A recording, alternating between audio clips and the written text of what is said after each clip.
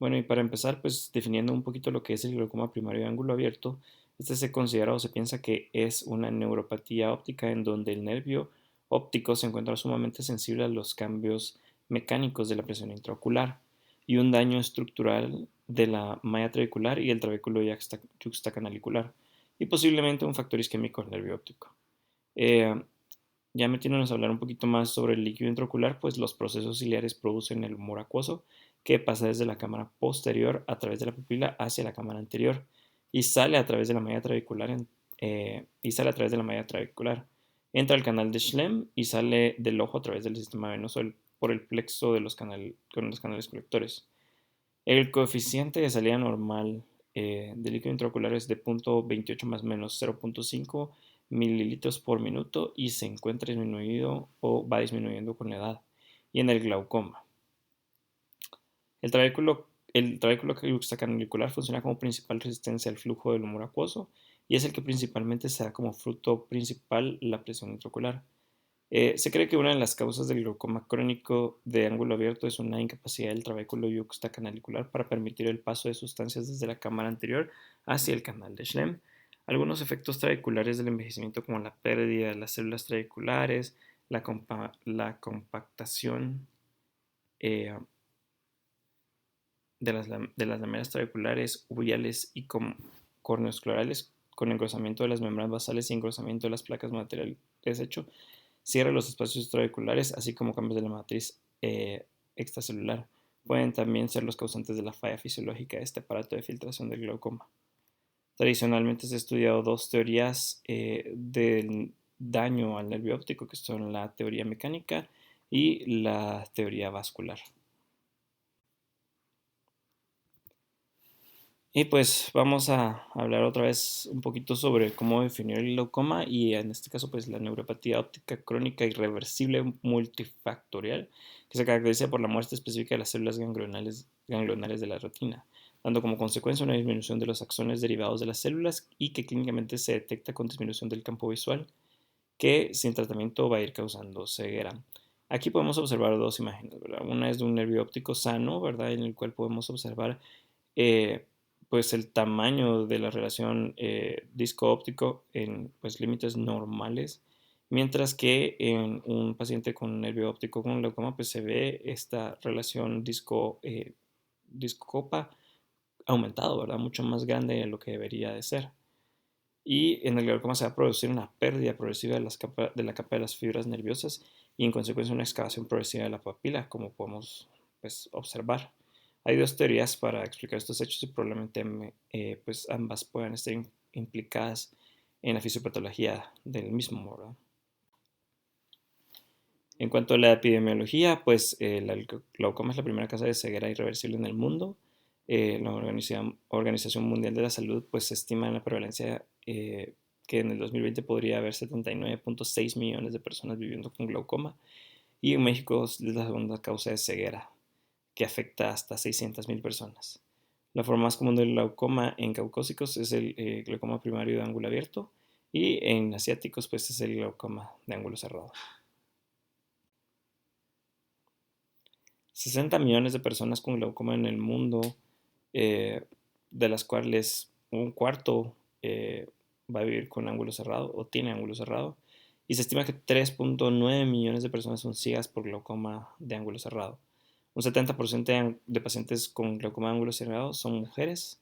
Y en Latinoamérica hay aproximadamente 320.000 pacientes con glaucoma de ángulo cerrado. En cuanto a la etiología de la enfermedad, pues en este caso es importante recordar que debemos clasificar el glaucoma según la etiología.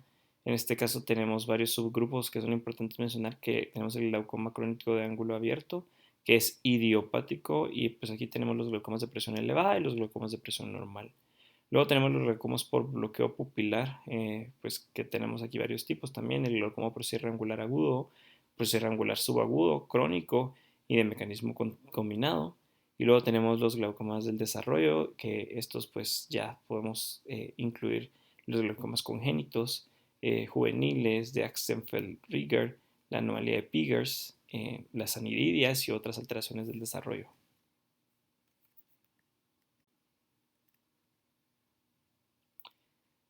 Tenemos los glaucomas asociados con aumento de la presión venosa epiescleral. Aquí podemos mencionar siempre las enfermedades sistémicas asociadas con presión intraocular elevada y glaucoma, y los glaucomas por corticoides. También tenemos el siguiente grupo, que es el glaucoma asociado con inflamación y traumatismos, que pues aquí están los asociados a queratitis, episcleritis y escleritis, los asociados a uveitis, a traumatismos oculares y a hemorragias. Luego tenemos los glaucomas secundarios en cirugía intraocular, entre los cuales pues está el glaucoma por bloqueo ciliar, que es el que llamamos glaucoma maligno, el glaucoma por afaquia y pseudofaquia, la proliferación epitelial, fibrosa y endotelial, los glaucomas asociados a cirugías corneales y los glaucomas asociados a cirugía vitreoretiniana. Luego tenemos los glaucomas asociados a los trastornos oculares, como los glaucomas asociados a trastornos del endotelio corneal. Entre estos pues podemos mencionar el síndrome endotelial iridocorneal, la distrofia polimorfa posterior, distrofia endotelial de Fuchs o de Fuchs, los glaucomas asociados al trastorno del iris y el cuerpo ciliar, como los glaucomas pigmentarios, iriosquisis y iris meseta, los glaucomas asociados a trastornos del cristalino, como el síndrome de exfoliación, los glaucomas de ángulo abierto inducidos por cristalino, los glaucomas asociados a inturnescencia y la dislocación del cristalino. Luego los glaucomas asociados con trastornos de la retina, la coroides y el vítreo. Aquí están los glaucomas asociados al desprendimiento de la retina y alteraciones vitreoretinianas, el glaucoma neovascular y pues los glaucomas asociados al ocular.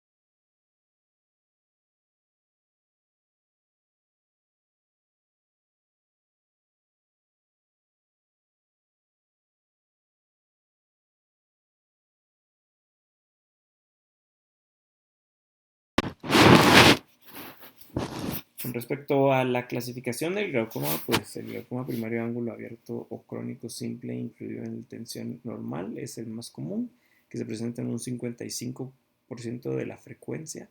Luego están los glaucomas de ángulo estrecho con cierre angular, que son 12% de los casos. Luego tenemos los glaucomas secundarios o causados por pues, alguna otra situación, que pues, incluyen un 30% de los pacientes. Y los glaucomas congénitos, que solo son un 3%. Dentro de los factores de riesgo importantes a tomar en consideración siempre pues, están los niveles de presión intraocular elevada, antecedentes familiares positivos de glaucoma que siempre hay que tomar en consideración y preguntar a los pacientes, como la edad, la raza, los factores cardiovasculares, que en este caso es importante los locales, ¿verdad?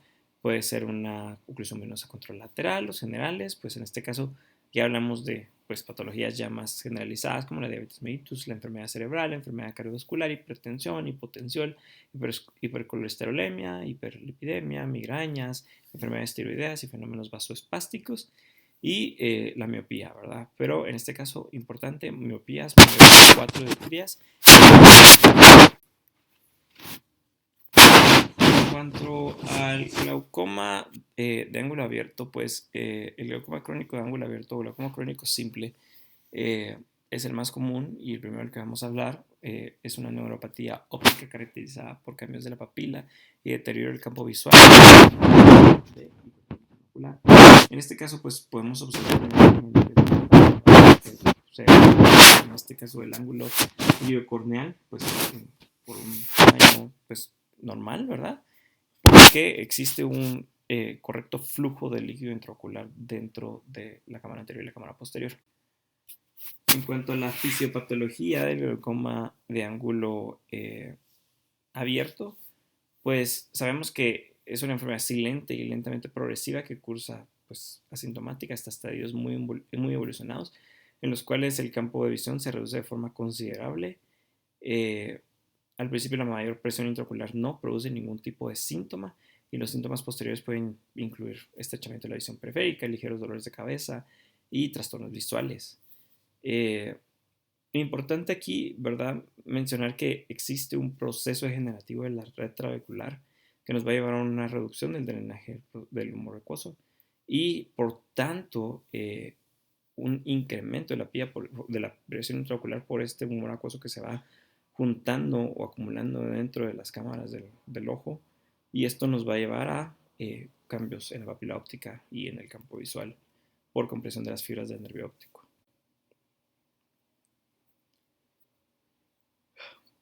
También el daño principal de los axones que pasan por la lámina cribosa del nervio óptico sufren una deflexión mecánica en forma de un estrangulamiento parcial, ya que al aumentar la presión intraocular pues hay un abombamiento posterior de la lámina cribosa.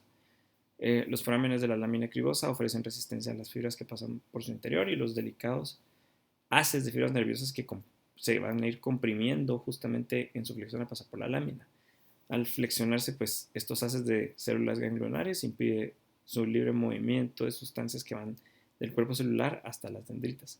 Este movimiento se llama flujo axoplásmico y tiene dos direcciones. Una que va rápido en dirección de la retina hacia el cuerpo geniculado externo y uno lento que va pues, en sentido contrario. El último pues es importante dado que a través de este mecanismo llegan las neutrofinas como factor neutrófico derivado del cerebro y el factor de crecimiento básico fibroblástico y al interrumpirse produce muerte de las células ganglionares.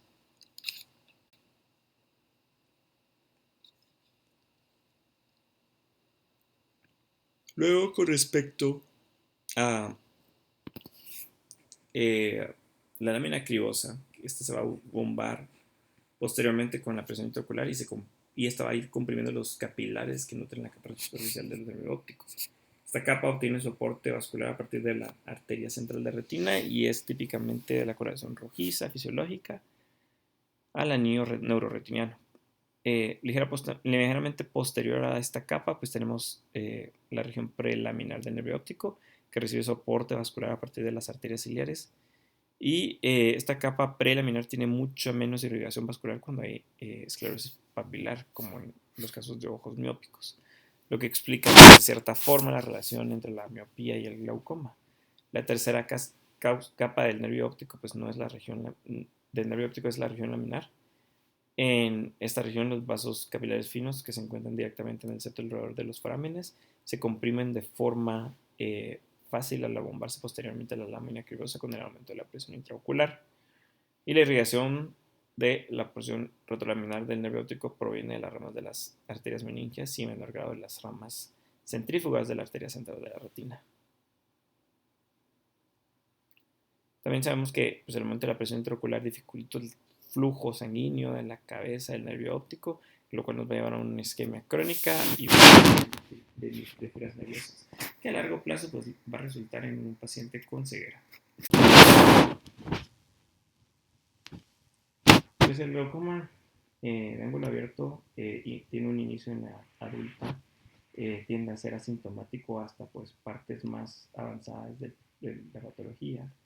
Existe una disminución de la visión, que en este caso nosotros la describimos como una visión en túnel, dolor, incomodidad ocular, halos de colores que se presentan ante lo que estamos observando, alteración de la adaptación de los ojos a la oscuridad también son síntomas importantes.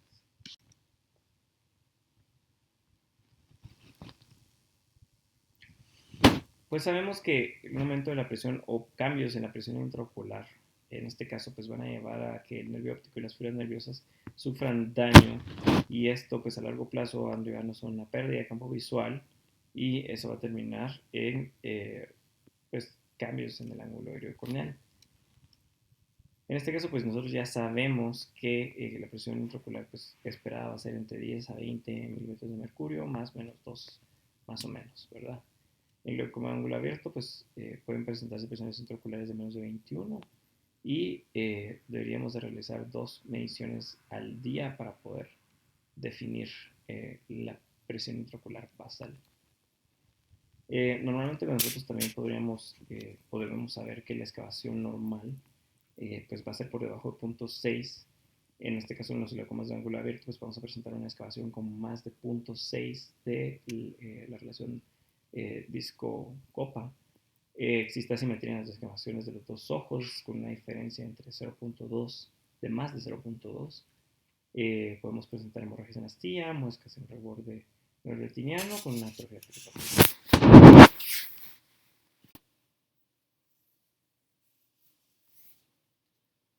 Aquí podemos observar pues una imagen donde observamos pues ciertos defectos de campo visual que van a ser provocados por las lesiones leves en los cambios en la excavación del nervio óptico, ¿verdad? Aquí en la imagen de la izquierda podemos observar pues definitivamente qué es lo que nosotros estamos observando cuando hablamos de la relación disco-copa. Una lesión más moderada pues ya va a estar definida por pacientes que presentan o se quejan por escotomas arqueados definidos, y podemos observar un adelgazamiento moderado del borde neuroretiniano en esta imagen que observamos en la derecha. Y ya en las lesiones pues, graves pues existe una pérdida del campo visual con una excavación muy marcada. Cuando hablamos de las lesiones terminales, pues obviamente el campo visual tiende a ser residual, es decir, de que es muy poco lo que el paciente observa, y dentro de pues, cómo identificarlo al momento de nosotros observarlo, pues podemos observar un borde neuroretiniano residual mínimo, ¿verdad? Como el que se observa en la imagen.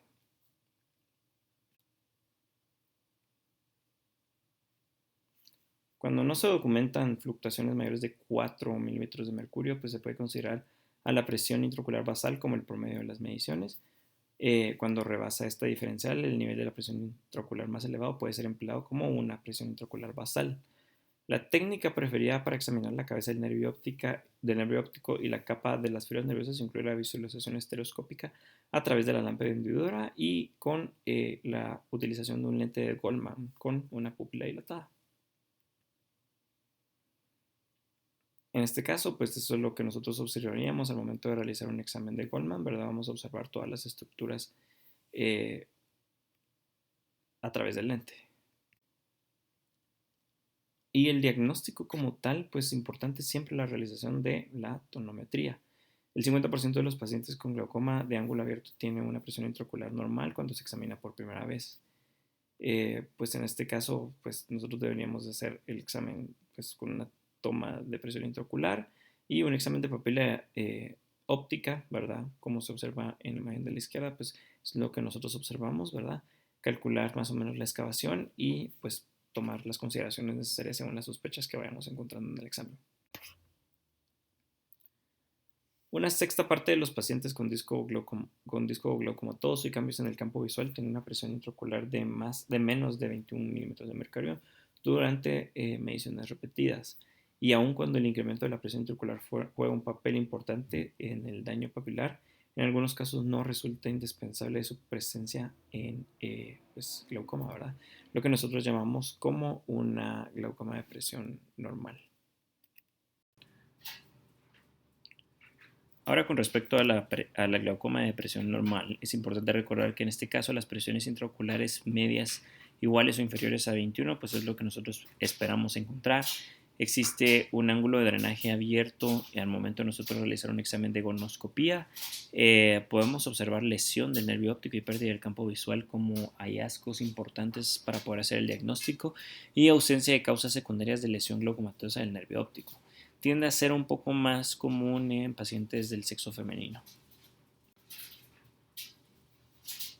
En cuanto a signos, para poder llegar al diagnóstico, importante siempre tomar en cuenta la presión intraocular, obviamente, la cabeza del nervio óptico en el examen oftalmoscópico, el aspecto glaucomatoso, hemorragias en astilla en la margen superior, que también son importantes, depresiones de la papila óptica y defectos de campo visual siempre son importantes.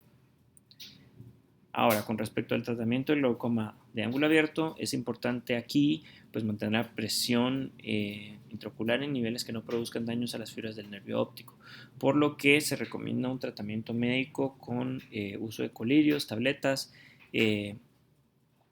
Inicialmente, ¿verdad? También pudiera ser recomendable el tratamiento con láser o algún tipo de cirugía intraocular para el manejo del glaucoma. En este caso tenemos los medicamentos de primera línea, que son los análogos de las prostaglandinas, los beta bloqueadores. De segunda línea, pues los alfa-2 agonistas adrenérgicos, los inhibidores tópicos de la anhidrasa carbónica, los prostanoides.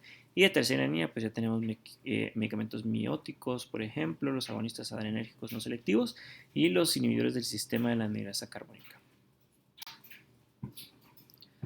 Ahora más específico, pues aquí podemos detallar un poquito los medicamentos que vamos a utilizar. Dentro del grupo de los de beta bloqueadores tenemos obviamente el más utilizado de todos, el timolol, 0.25 del 0.5%, que se utiliza 2 veces al día y pues actúa disminuyendo la producción del humor acuoso. El resto también pues son importantes conocerlos, pero el más utilizado en este caso es el timolol. En el siguiente grupo tenemos los parasimpáticos miméticos, que tenemos la pilocarpina, que se utiliza con una frecuencia cada 6 horas y va a aumentar la facilidad de salida del humor acuoso por acción sobre la porción longitudinal del músculo ciliar. Los inhibidores de la anhidrasa carbónica, aquí tenemos los tópicos, como la orsolamida, la brinzolamida, que son importantes y estos van a disminuir la formación del humor acuoso, se utiliza de 2 a 3 veces al día. Y los sistémicos como la acetozolamida en tabletas de 250 y de 500 miligramos, que se utilizan cada 6 horas como máximo. Dentro de los agonistas adrenérgicos no selectivos, pues tenemos varios. En este punto, pues es importante la epinefrina, que va a aumentar el flujo uveoscleral. Los selectivos como la brimonidina, dentro de las prostaglandinas, pues tenemos la tanoprost, que es como el más importante. Y ahora con respecto al tratamiento quirúrgico, pues tenemos la trabeculectomía, ¿verdad? Que este es como un tratamiento que se utiliza para el manejo de la presión intraocular. En este caso las indicaciones para realización de una trabeculectomía, pues tenemos que cuando tenemos un paciente con terapia médica o láser que ha fallado, cuando pues, hemos dado algunas otras formas de terapia que no son adecuadas o no están disponibles, cuando la presión meta no ha podido ser alcanzada aún con el uso de medicamentos tópicos o láser y existe un glaucoma avanzado con presiones intraoculares elevadas y otras formas de tratamiento no permiten alcanzar el éxito terapéutico. Ahora con respecto al glaucoma de ángulo cerrado, pues es una enfermedad en la que la elevación de la presión intraocular ocurre como resultado de la obstrucción del drenaje del humor acuoso por el cierre parcial o complejo del ángulo por el iris periférico. En este caso esto se presenta un poco más común en pacientes mayores de 60 años con hipermetropía, una historia familiar de ángulo cerrado, más común en sexo femenino, raza asiática, también la raza blanca, cristalinos proporcionalmente grandes al crecer. Importante también que se presenta mucho en pacientes con una cámara anterior poco profunda y con proximidad de la córnea al iris.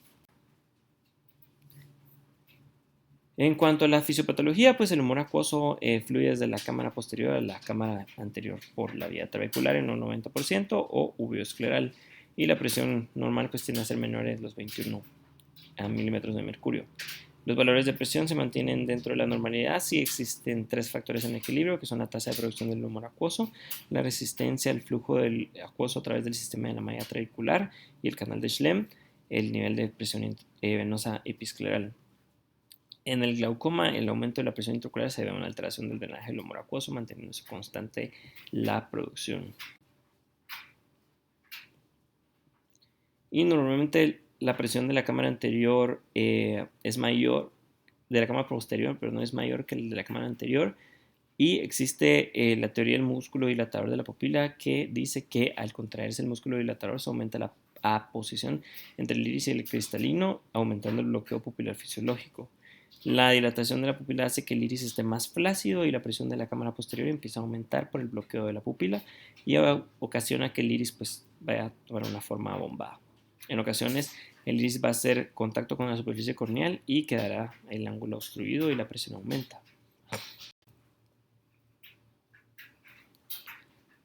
También tenemos aquí pues este otro proceso fisiopatológico que dice que la raíz del iris adosada cara posterior córnea va a provocar un bloqueo del ángulo de drenaje y un aumento de la presión intraocular que puede variar entre los 45 y los 60 milímetros de mercurio. También existe una lesión en el nervio óptico que es inmediata. Y con respecto a la clasificación del glaucoma de ángulo cerrado, pues tenemos el glaucoma de ángulo cerrado latente, el intermitente, el agudo congestivo, el postcongestivo y el crónico. El latente, pues es un ataque agudo de glaucoma, no existe síntomas, pero podemos observar el signo del eclipse. El tratamiento usualmente en estos casos es una iridotomía periférica con láser que es pues, inmediato. Como el que podemos observar aquí en la imagen, ¿verdad? Que es un procedimiento que se puede realizar en la clínica de manera sencilla, rápida y que va a ayudar un montón al flujo del humor desde la cámara posterior hasta la cámara anterior. Luego tenemos el intermitente, que en este caso pues existe un ángulo ocluible más un bloqueo pupilar intermitente que va a llevar un cierre rápido del ángulo, un incremento brusco de la presión intraocular y se va a romper espontáneamente el bloqueo pupilar. El ángulo se va a abrir, lo que va a llevar a un apío intraocular normal. En este caso, pues los pacientes nos pueden describir halos que van a observar los objetos que van a ser causa de una edema corneal y el tratamiento, pues de nuevo una IP láser. Igual las manifestaciones a tomar en cuenta siempre acá, ¿verdad? Pacientes que se quejan de halos, dolor ocular y cefaleas. Dentro de las causas, pues podemos tener una migrasis fisiológica y, de nuevo, una iridotomía periférica con láser. Con respecto al tipo congestivo agudo, pues existe una pérdida dolorosa de la visión por un cierre brusco y total del ángulo. Es una emergencia y esto va a poner en peligro la visión del paciente, por lo que debe actuarse rápido. Existe una pérdida unilateral de la visión rápidamente progresiva con presencia de dolor, congestión pericular, náuseas y vómitos y una presión intraocular que puede variar entre los 50 y los 100 milímetros de mercurio. Al momento de nosotros a evaluar al paciente, pues pudiéramos observar en el lámpara hendidura una pupila oval y dilatada que no reacciona a la luz y que no tiene efecto de acomodación.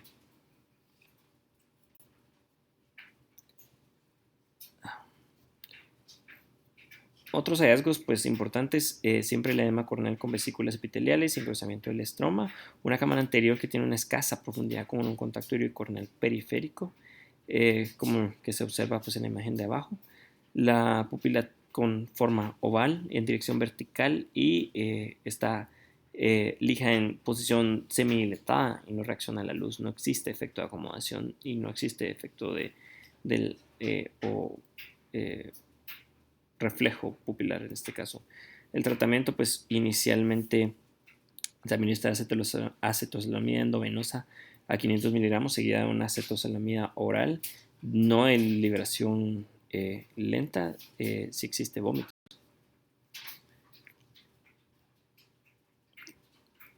El tratamiento tópico pues, puede ser la pilocarpina al 2% también con 2 gotas en cada ojo.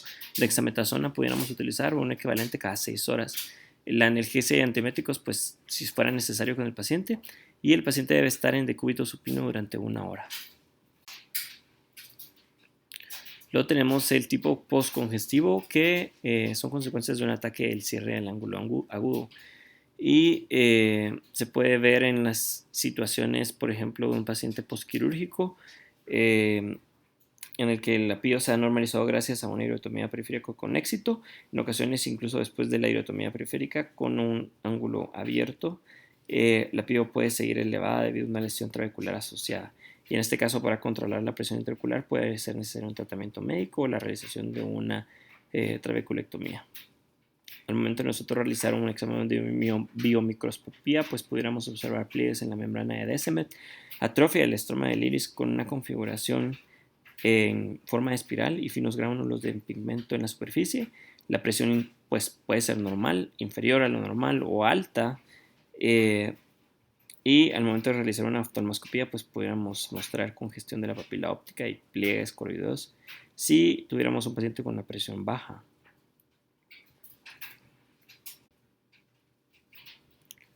El cuadro clínico, pues en este caso, pacientes que van a presentar fotofobia marcada, náuseas, vómitos, mareos, disminución de la agudeza visual unilateral, córnea opaca, grisácea, midriasis fija, no reactiva a la luz, presión elevada a la palpación. En el nervio óptico, pues podríamos observar nosotros excavaciones mayores del 50%, irregularidades de la neuroneural, hemorragias en la estía, rechazo nasal a los vasos, atrofia retiniana parapapilar también.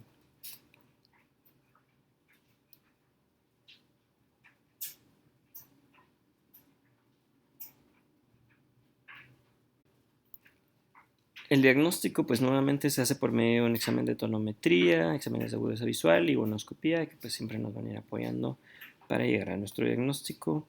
El Instituto Nacional del Ojo recomienda revisiones oftalmológicas a partir de los 50 años a cada 2 o 4 años.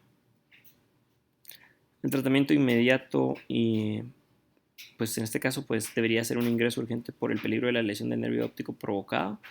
La estrategia pues va a ser contraer la pupila para liberar el ángulo, disminuir la producción del humor acuoso, extraer agua del vitrio y liberar el bloqueo papilar relativo. Aquí tenemos una comparación entre los dos tipos principales de glaucoma, ¿verdad? El glaucoma de ángulo abierto y el de ángulo cerrado. Y vemos que el 60 a 70% de los glaucomas pues, corresponden al ángulo abierto, mientras que solo un 10% al ángulo cerrado. Los de ángulo abierto pues tienden a ser más crónicos, mientras que los de ángulo cerrado tienden a ser más agudos y presentan menos síntomas o pueden presentarse incluso asintomáticos, mientras que los de ángulo cerrado sí tienden a ser muy sintomáticos. El de ángulo abierto se asocia a procesos de miopías, mientras que los de ángulo cerrado a hipermetropías y tienden a ser más comunes en sexo masculino en el caso del ángulo abierto, pero más comunes en el sexo femenino en los ángulos cerrados. Tenemos glaucomas congénitos secundarios y en este caso pues tenemos varios tipos, ¿verdad? Los primarios, asociados a anormalidades en el desarrollo y pues otros, ¿verdad? En este caso los primarios son anormalidades que se restringen al ángulo de la cámara anterior. Las anormalidades del desarrollo, pues hablamos de anormalidades del desarrollo del iris, de la córnea, y entre los otros que mencionamos aquí, pues el desarrollo del ángulo se acompaña de otras anormalidades oculares o extraoculares. El glaucoma congénito primario, pues en este caso el drenaje del humor acuoso está afectado como resultado de un desarrollo anormal del ángulo de la cámara anterior, no asociado a otras anomalías oculares. Es el más frecuente de los congénitos, es raro, ¿verdad? Afecta a uno entre 10.000 nacidos y es más común en hombres. Tenemos la clasificación, ¿verdad? Que tenemos el verdadero, el juvenil y el infantil. El verdadero, pues, es el 40% de los casos, con una elevación de la presión intraocular durante la vía uterina incluso. En el juvenil, pues, representa un 55% de los casos y se manifiesta antes de los 3 años de edad. Y en el infantil, que es poco común, pues existe un aumento de la presión que se produce después del 3er año, pero antes de los 16. Dentro de las manifestaciones clínicas que nosotros deberíamos de pues, buscar, pues una turbidez corneal suele ser el primer signo percibido, acompañado de edema epitelial, estromal secundario al aumento de la presión intraocular, buftalmos, que se refiere a la presencia de un ojo grande como resultado de la presión elevada del ojo antes de los 3 años de edad. No suele ser referido por los padres a menos que sea unilateral y avanzado.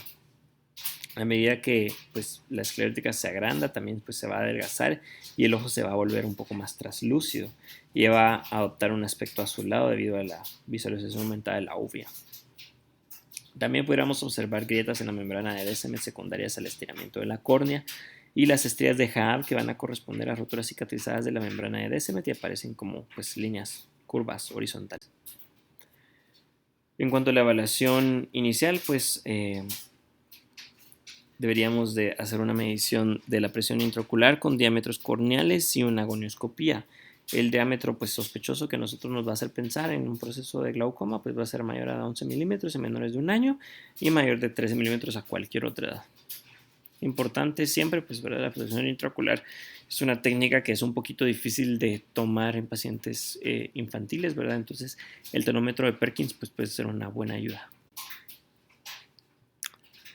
En cuanto a la cirugía, pues tenemos la goniotomía, que es una intervención quirúrgica que consiste en seccionar la malla trabecular para conectar el canal de Schlemm con la cámara anterior del ojo. También tenemos las trabeculectomías, que pues, en este caso, como ya sabemos, es abrir un paso de flujo alternativo para poder drenar el líquido intraocular, pues en este caso a pues, la región de la conjuntiva, ¿verdad? Tenemos el glaucoma pigmentario también, que es un cuadro bilateral caracterizado por la liberación de gránulos de pigmento desde el epitelio pigmentario del iris y se depositan por todo el segmento anterior. Los gránulos de pigmento se escaman como resultado de fricción contra los fascículos subyacentes de las fibras ondulares. Más común en varones miopes entre 25 y 40 años con una cámara anterior poco profunda y en este caso pues el tratamiento va a ser una cirugía de drenaje. Y ya casi por terminar, pues el síndrome de exfoliación y el de pseudoexfoliación, que son depósitos como escamas, material fibrilar en la superficie anterior del cristalino, una catarata de soplador de vidrio, que se le llama. El tratamiento pues va a ser o se va a basar en la utilización de beta-bloqueadores, mióticos y adrenalina, que tienden a ser poco eficaces. Con pues podemos utilizar una trabeculoplastía con láser o una operación para filtración o pues trabeculectomía, ¿verdad? Y por último tenemos el glaucoma facolítico, que es un glaucoma de ángulo abierto secundario que se produce por una asociación de a una catarata hipermadura. Existe en este caso pues escape de proteínas del cristalino asociado pues como mencionamos a la catarata madura o ANSA. Se da en la cámara anterior con un edema retroauricular. El tratamiento pues va a consistir en un control de la presión intraocular con un lavado del material y el tratamiento también nos va a ayudar en este caso pues problemas en la catarata hipermadura o una cirugía de catarata. Y eso es todo lo que tengo preparado para ustedes el día de hoy. Muchas gracias.